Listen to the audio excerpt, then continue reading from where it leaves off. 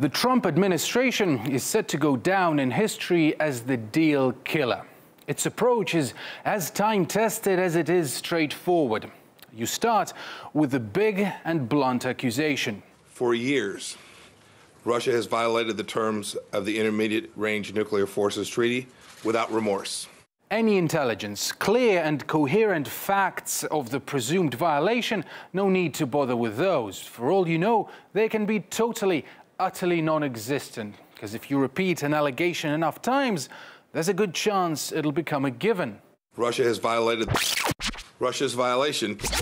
Russia shamelessly violates it. The Russians are in violation of the agreement. The Russians have been violating. INF Document A is being violated by the Russians. Let the charge sink in for a while, and it's time to switch to threats. Here comes the pinnacle of the scheme, an ultimatum.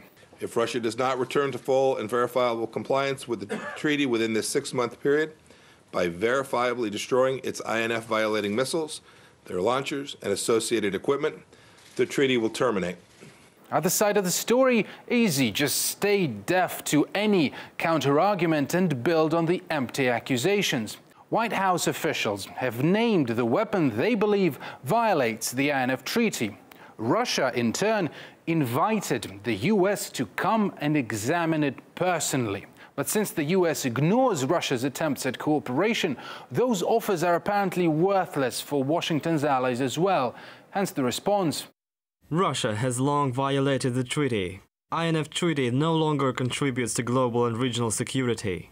Totally agree with the US decision. UK and allies are clear that Russia alone is responsible for the demise of the INF Treaty.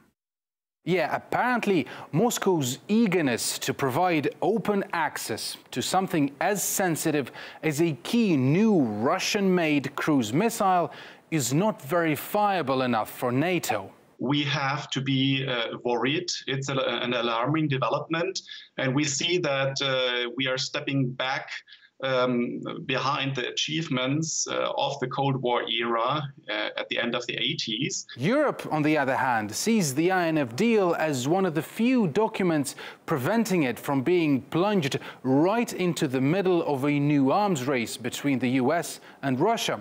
Yet while the EU has been very consistent, pleading for the treaty to stay, now it is torn between obligations to its transatlantic big brother and, well, instincts of self-preservation. So we must prepare for a world without the INF Treaty. What we definitely don't want to see is our continent going back to being a battlefield or a place where other superpowers confront themselves. There is a need for dialogue with Russia. For our part, the German foreign minister and I will do everything to pave the way for talks within the 6-month period. Apart from that, NATO will thoroughly assess what the US withdrawal would mean. It is important to keep the window for dialogue open. And in fact, Washington doesn't mind admitting whose interests it's putting first. Make no mistake about President Trump's mission set.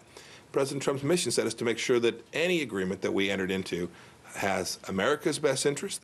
We will move forward with developing our own military response options and will work with NATO and other allies and partners to deny Russia any military advantage from its unlawful conduct. But Trump doesn't want to see the concept of the INF deal destroyed completely. He says he wants a better one.